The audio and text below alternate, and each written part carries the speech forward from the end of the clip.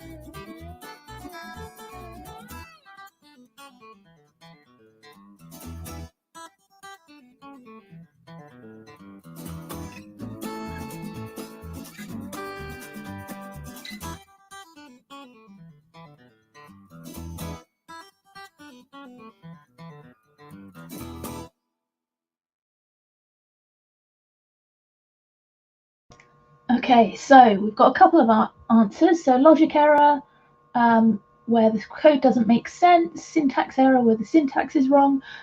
So syntax, it's kind of difficult to explain a word or a phrase when you're using one of the words from there. So using syntax error where the syntax is wrong, probably better to explain what syntax is.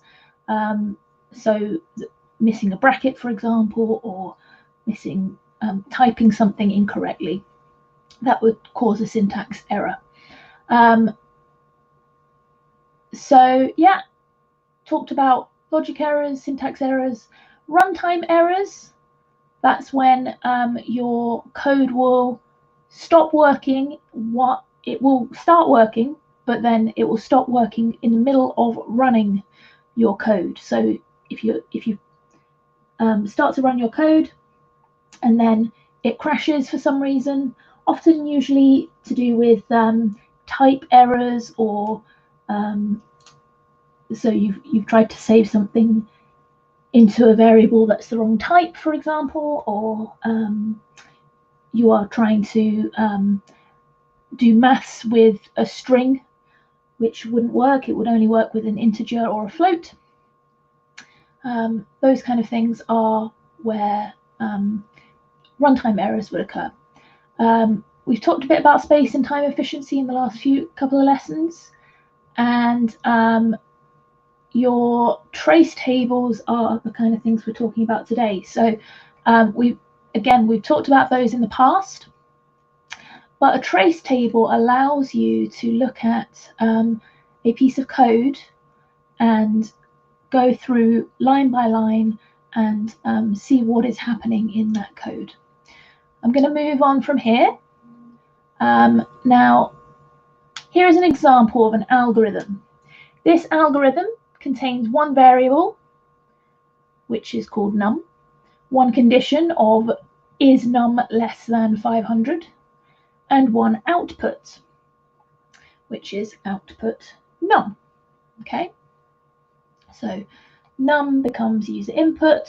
While num is less than 500, then number becomes number times 2, and then it ends our while loop and it will output the number. Okay, so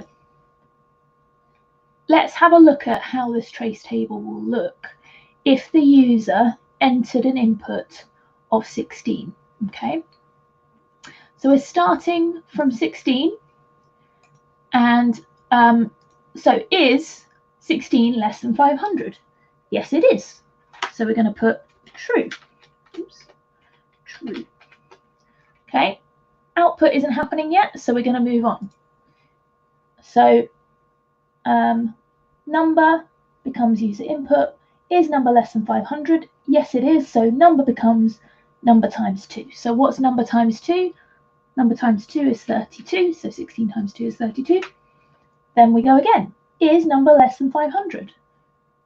Yes, it is. So we're going to write true again. Okay. Then number becomes number times 2, which is 64. Oops. Help if I hadn't held down shift. Then again, is the number less than 500? Yes, it is. Okay. And we've still not got an output yet because we're in this while loop here. So because the number is less than 500, the number becomes the number times 2. Okay. Number times 2 is 128. Okay. Is 128 less than 500? Yes.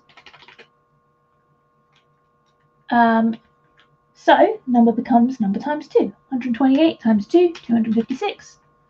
Okay. Is 256 less than 500? Yes. Oops.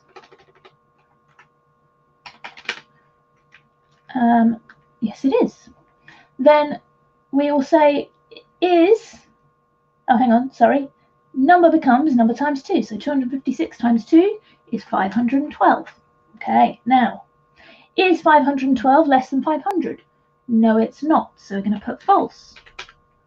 Okay. And then the output, we've ended this while loop, so we're going to output the number, which is 512. Okay. So hopefully you've kind of understood the idea behind that.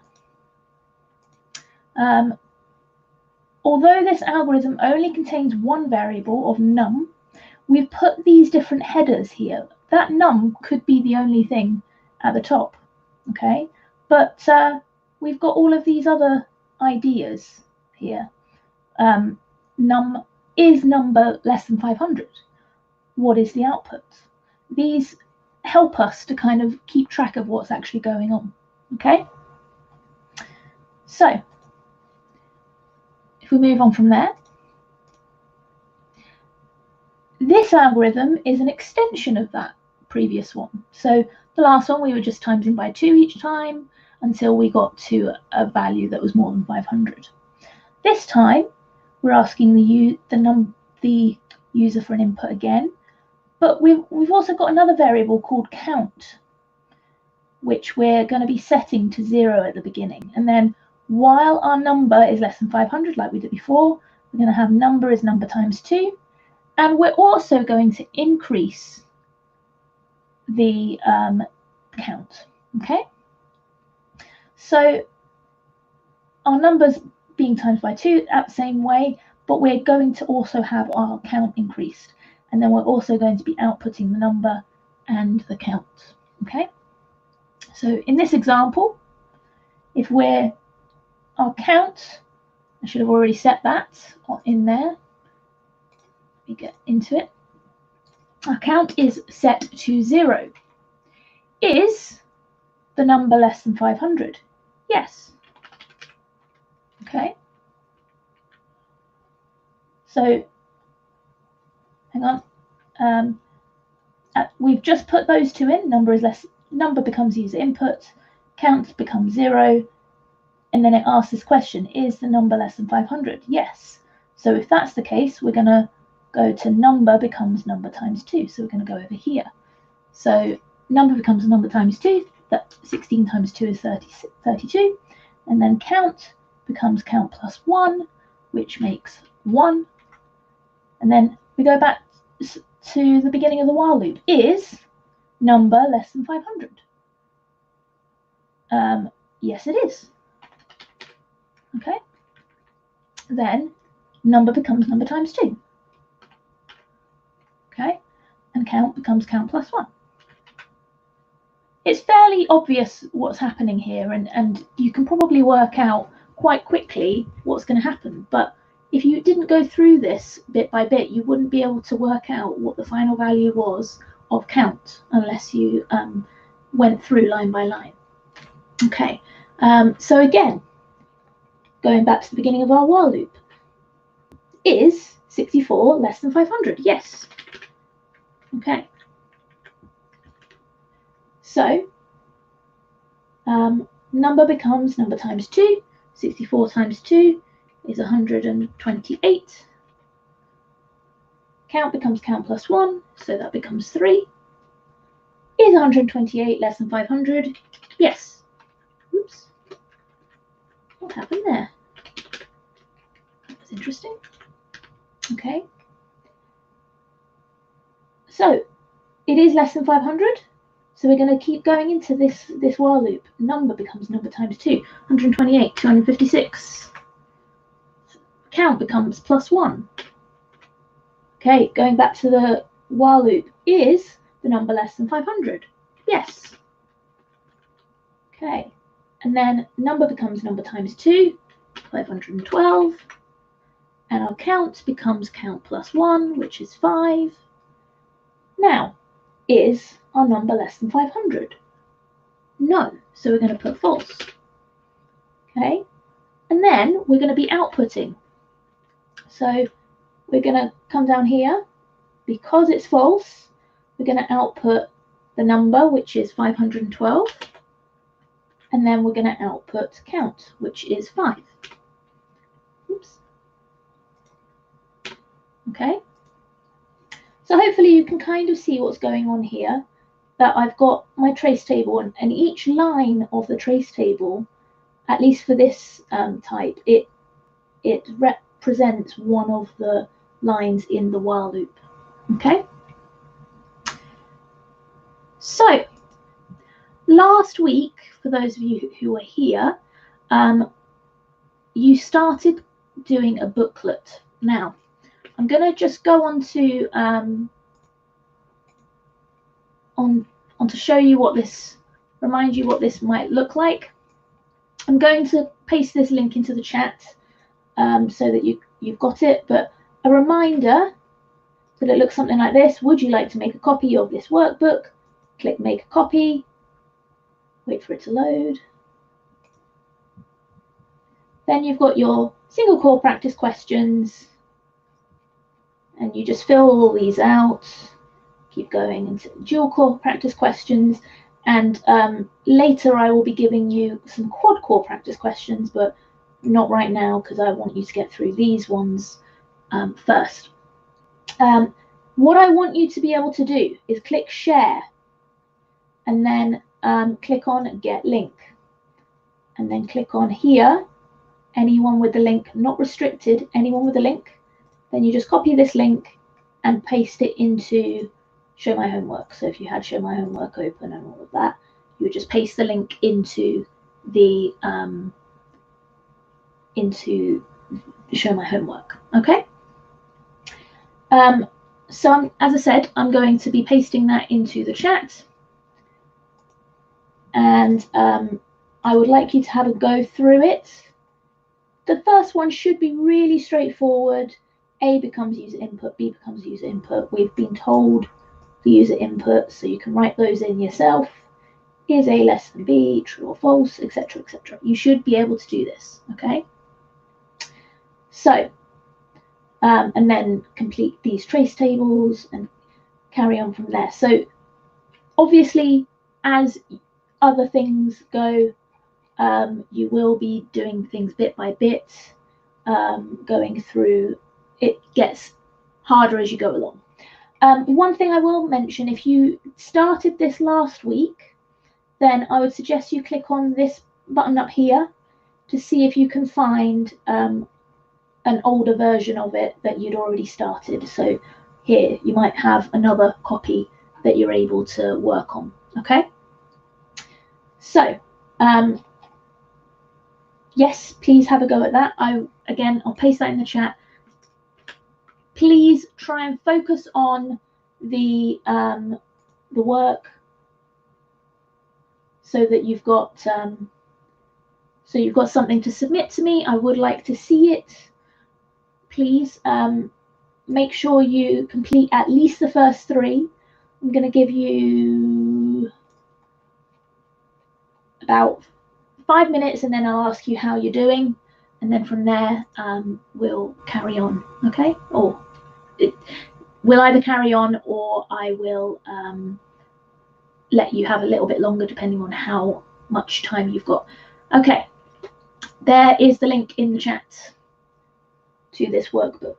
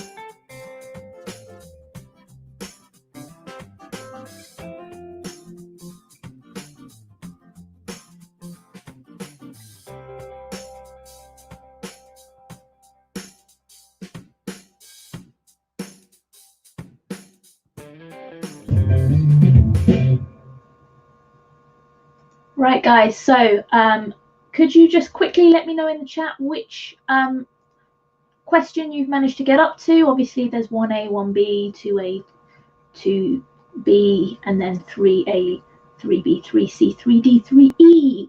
So I'm hoping that most of you have managed to get up to sort of that kind of late group, that late section of three, at least question 3, just because I think question 1's super easy. Question 2 is a little bit more difficult, but hopefully you'll be able to work that out. And then question 3, I'm hoping that you've managed to at least start question 3 by now. But if you just post in the chat where you've gotten up to, I'm going to give you not very long to post in the chat.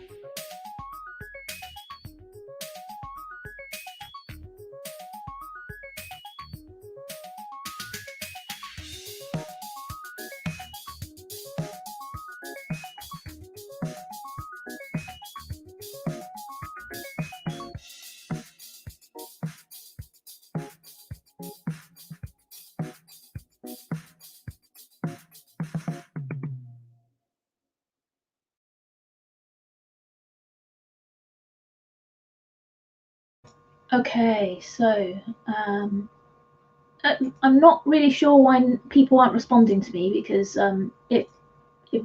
this is your learning here, really, and I would like to know where you're up to. I can't go through things if I don't know where you're up to. And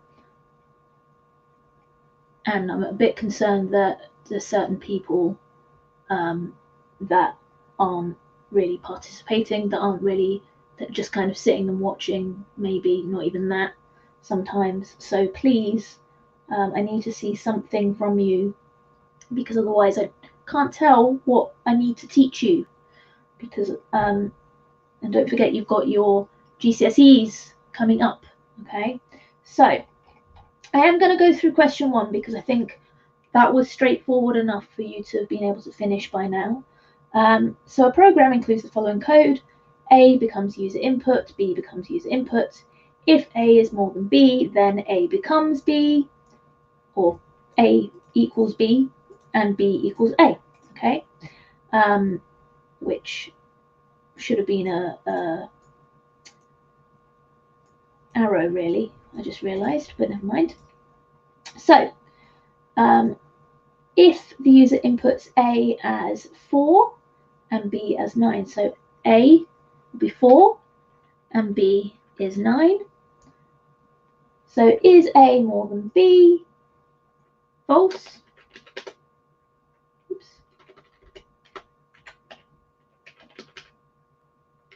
Still typed it the way I didn't want to write it. Okay. It is false, so none of this happens. Okay, because A isn't more than B, this doesn't happen. Okay, so the final value of A is 4, and the final value of B is 9. Okay, really straightforward. Same idea again. If A is 6 and B is 2, is A more than B? Yes, it is. And so A becomes B. A becomes 2. And then the interesting thing here is that B becomes A. So what is A right now? 2. So B is just going to be 2. Okay, so the final value of A is 2. The final value of B is 2. You might have thought that they swap places, but that's not actually what happens. They become the same. Okay, they become the lower of the two values. So that is question 1. That's where using a trace table can be really useful, because it's going, hang on, what is the value of A? The most recent value of A is 2. So that's what I'm going to put in here. Okay, you can see that this might have been an error that someone had put in. Now, how could we fix such an error? Well, we could change this to temp equals B, and then B equals A, and A equals temp, or something like that, like a temporary variable. Okay. With question 2, I'm just going to quickly go through this code here. This is a bit more complicated because you have to try and remember what this means. So we're going to go through. X equals 5. If X is less than 3, then, some of this is not perfect pseudocode, but hopefully you kind of get an idea of how this works. X equals 1. And then it says print A. Interesting. If X is more than 100, print B. Otherwise, print C. And then print D, and then print E. We've got some interesting things being printed out here. If X is more than 2, print F. If X, and then this percentage symbol now means mod, okay, modulo, which means if X divided by 3 gives a remainder of 2, then it'll print out G. If X divided by 3 gives a remainder of 1, then it'll print out H. Otherwise, it'll print out I. Okay? So, we've got some interesting things here. Print. So, tip on for 2A.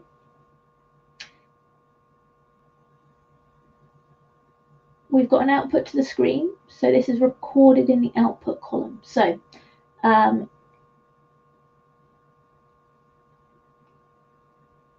think I've missed something here. Oh, X equals 5. So X equals 5. So we can put that straight away. X equals 5. Is X less than 3?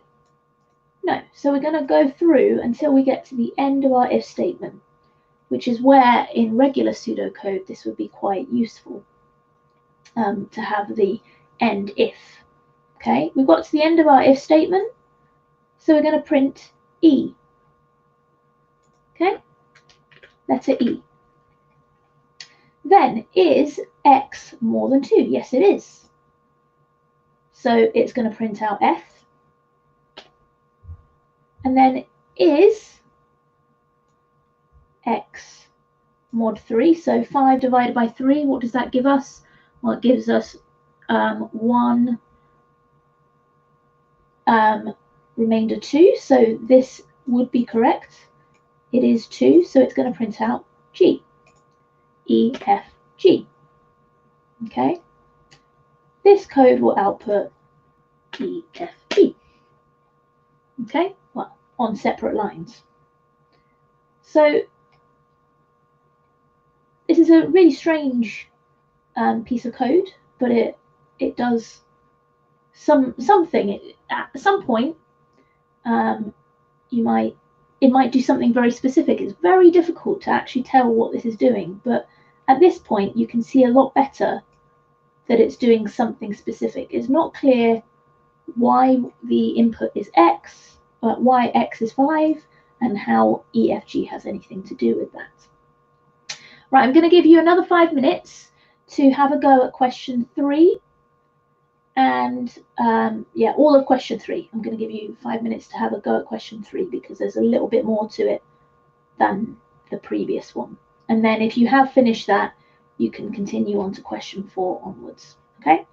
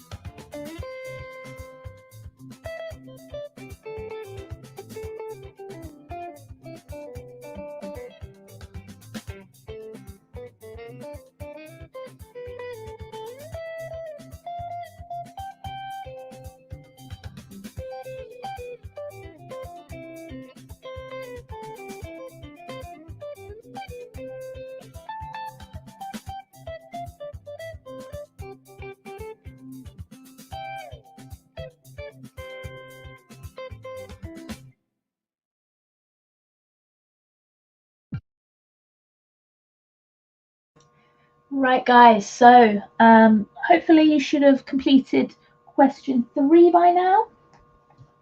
I am going to quickly go through question 3, but I would like to see this from you, not just from mine. So please remember to click that share button and then click on get link and then change this to anyone with the link, copy this and then paste it into show my homework. That link is something, it will allow me to see you editing it as well. So you can send me this at any point. You don't have to complete it first. You can send me this link and I will be able to see you working on it. Okay, so let's go through question 3. A dog that is 5 years old is equivalent to a 42-year-old human. The algorithm below converts the age of a dog to the equivalent age of a human. If so, line number one, dog's age becomes the user input. If the dog's age is less than or equal to 2, so that symbol means less than or equal to, human dog years becomes dog's age times 12. Okay. Now I didn't write the pseudocode, but there's quite a few little errors in this. We're missing the word then, and this here is incorrect. But if you were to write pseudocode like this in the exam, that would be absolutely fine because it's clear what you mean. Okay. So if the dog's age is less than 2, then less than or equal to 2, then human dog's years is the dog's age times 12. Okay. Otherwise, extra years is the dog's age minus 2, and then times that by 6. And human dog years is 24 plus extra years, and then it ends. And then it outputs the human dog years. So the user enters a dog's age of 2. So dog's age is going to be, what is it? It's going to be 2. That's fairly straightforward. Let me put all of these in the middle so it's a bit nicer to look at. Where's it gone? I can't see from here. There it is. Okay. And then, is the dog's age less than or equal to 2? True. It is, because it is equal to 2. Okay. So, human dog years is equal to dog's age times 12. So, dog's age is 2. 2 times 12 is 24. So, I'm going to type in here 24. Okay. We don't have extra years because that's only in the else statement, and it's going to just output human dog years. So it's going to output 24. Okay. Then the user enters the dog's age of 6. So straight away we can put here dog's age. Let's fix this again. Dog's age is 6. Is the dog's age less than 2? Well, it's 6, so no, it's not. So we're going to put false. Okay. Human dog years. Well, we've got to work out extra years first. So what's the dog's age? 6. Yeah, 6. And then take away 2. Well, that gives us 4. So 4 times 6.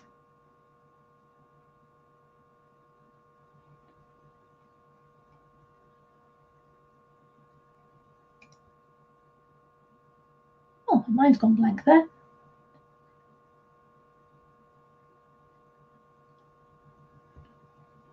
24.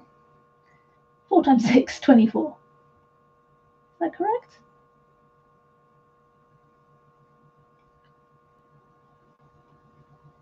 Yeah, it's the same as 12 times 2, isn't it? 4 times 6. Yeah, 24.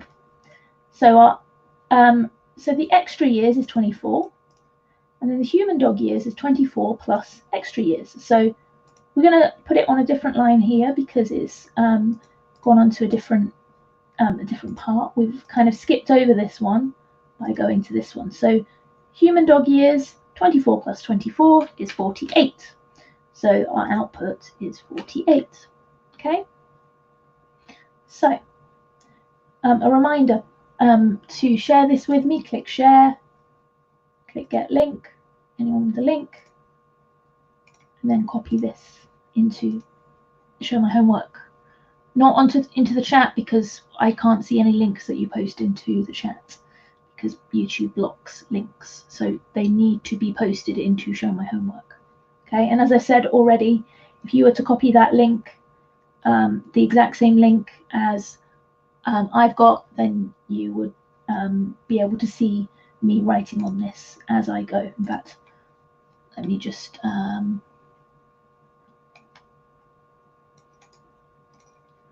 show an example of one that I've already received.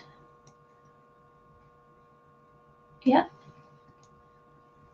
I've got someone here, and I can see all of their work, and I can see where he's typing at the moment. So that just shows all of the different, I can see you, what you're doing. Okay, so let's continue. Mark with a cross any program techniques that have not been used in this program. Well, can we remember what these three things mean? So iteration, what does that mean? Iteration is repetition. Selection, what does that mean? That's our if statements. And variable assignment, that's when we create them, when we say something is equal to something else. Okay, so have we got iteration? Doesn't look like it. We don't have a repeat. Do we have selection? Yes, we do, because it's an if statement. And do we have variable assignment? Yes, we do, because we've got this single equals sign here. So the one that it is this one here. Okay. Which lines input data into the algorithm, process data, and output data? So we're going to put different line numbers for each of these. So which lines are inputs? User input. Where it says user input, that's where our inputs are. So that's going to be line number 1. Which lines process data? Well, I've got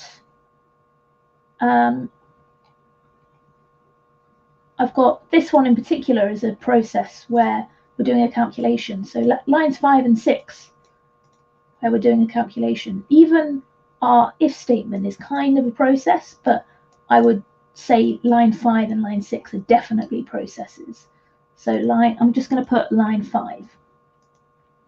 And then output, which one's output? Obviously the one that says output, which would be line 8. Okay, I'm just giving one example of each rather than every single example. And then what is an algorithm?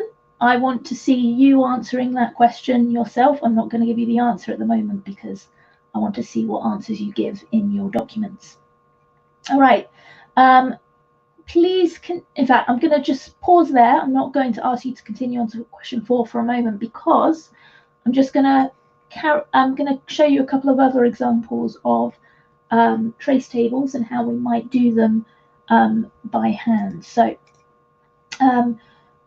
here is an example of another trace table. You might remember it from when we have worked on this before.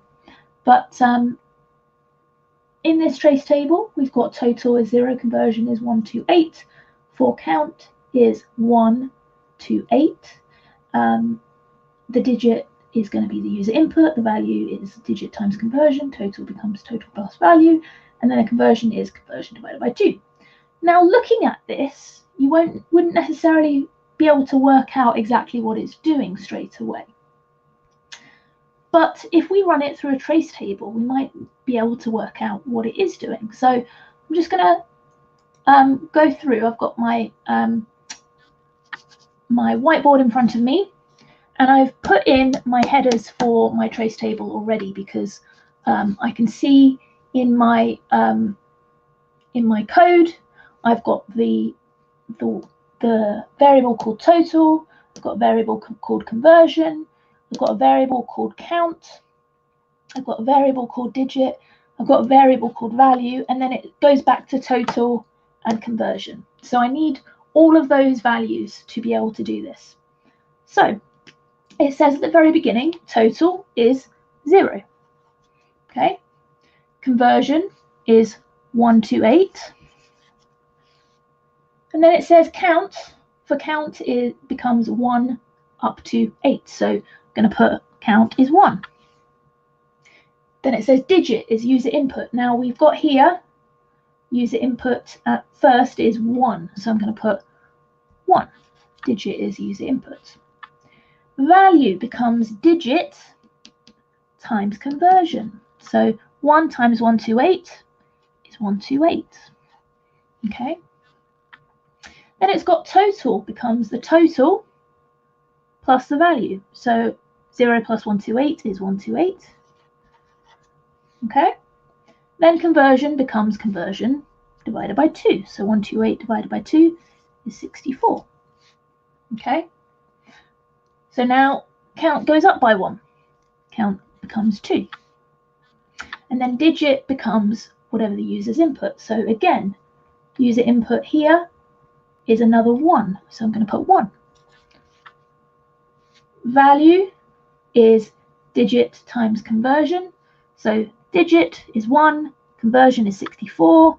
So gives us that value there, 64. And then it says total becomes total plus value. So what's the total at the moment? 128 plus 64 is 196. Okay. Conversion becomes conversion divided by 2. So 64 divided by 2 is 32. Okay. And then we're going to go back again. What's the next count? We haven't got to 8 yet, so we're going to continue. 3. Digit. What's the user input this time? So digit becomes user input. What's the user input? 0. Okay. Then it says value becomes digit times conversion. 0 times 32 is 0. Be careful with that.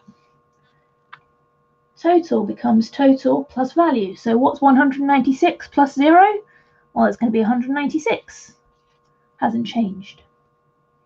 Conversion becomes conversion divided by 2. So 32 divided by 2 is 16. Okay, back up to count. Is count 8 yet? No, it's not. So we're going to keep going. 4. Digit becomes user input. This time it's 1. Okay, then value becomes digit times conversion. So what's the digit? It's 1. What's the conversion? Is 16. So value becomes 16. Total becomes total plus value. 196 plus 16. That gives us 212.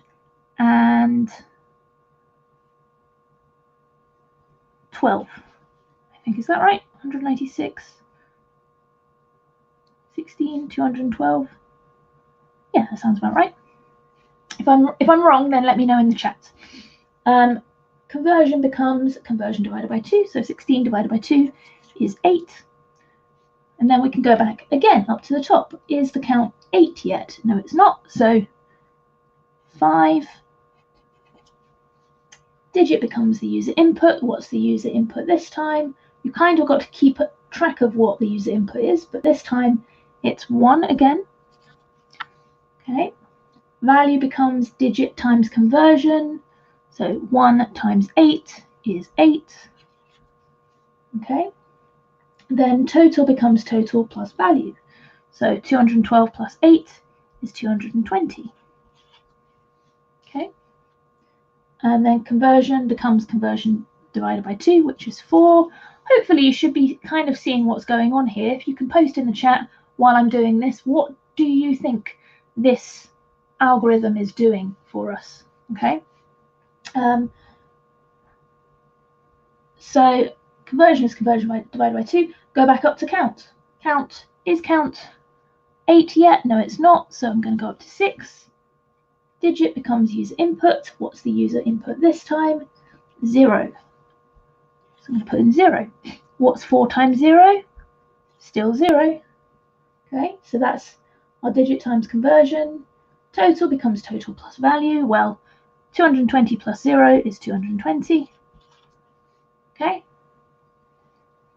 And then, where are we? we're on total plus value, and then conversion becomes conversion divided by 2. So what's 4 divided by 2 is 2. So this box here shows what the user has input each time they've been asked to input something. Okay.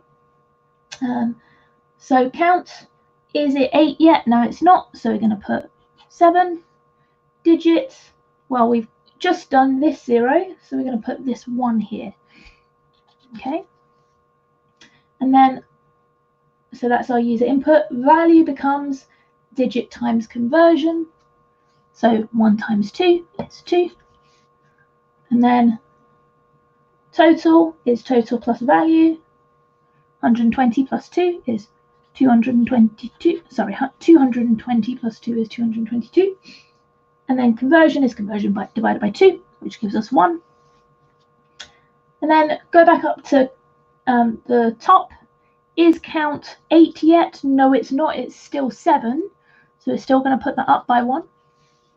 And then digit becomes user input, which our final user input is 0.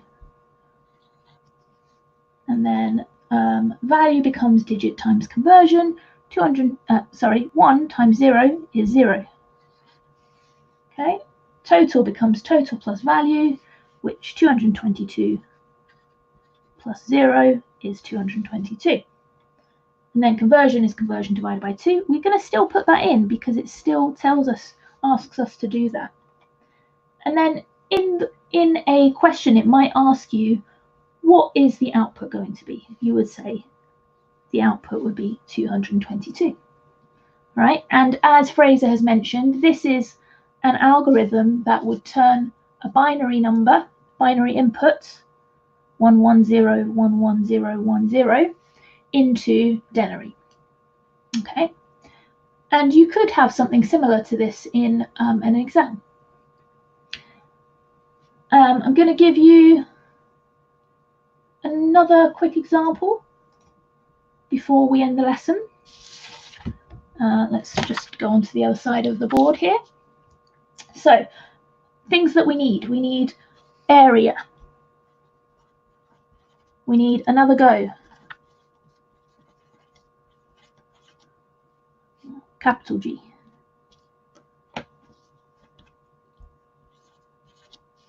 And we need A, we need B, and we need H, and then that's it. So I've put in too few space in this, but that should be fine because I think we're just getting numbers in here. And then I might actually put 1 for output as well. Okay. So area at the beginning is 0. Another go is going to be Y. And then while another go is Y, is another go equal to Y? Yes, it is. So A becomes user input. So what's the user input this time? A is 2. And then B is user input. So next user input is 3. So we're going to put that in. Then H is user input. What's the next user input? 4. Okay. And then this is where this gets interesting. Area becomes A plus B times H divided by 2. Now, if you can try and work out again what do you think this one is trying to do, and is it working? So what is A plus B times H divided by 2? Well, if we were to put that as BODMAS or BIDMAS or however you do it, what comes first? Well, the multiplication becomes first, doesn't it? So we're going to do this bit here, B times H. So what's B? Is 3, and then times H is 4. So 3 times 4 is 12. So I'm just going to keep a track of that. So I might just put this a little bit lower down on here actually, because I think I'm only going to need to do a couple of lines of this. So I'm going to just do A plus B times H divided by 2. So I've replaced B and H. 3 times 4, that gives us 12. Okay, and then we can carry on from there. 12 divided by 2, because the division would come next. Okay, so 12 divided by 2, that's 6. And then we're going to add the A back to it, which is 2 plus 6, which would be equal to 8. So it's going to output 8. Okay. Then it's going to output area equals 8 even. Okay. Then another go is user input. What's the user input? It is Y. Oh, I forgot to put in 8 here. Then is another go Y? Yes, it is. So A becomes user input, which is 4. B is 8. And H is 3. And then we're going to do the same thing again. A plus B times H divided by 2. Okay, what does that give us? Well, again, BIDMAS. So times these two numbers together, B times H. Well, we've got 8 and 3. 8 times 3, 24.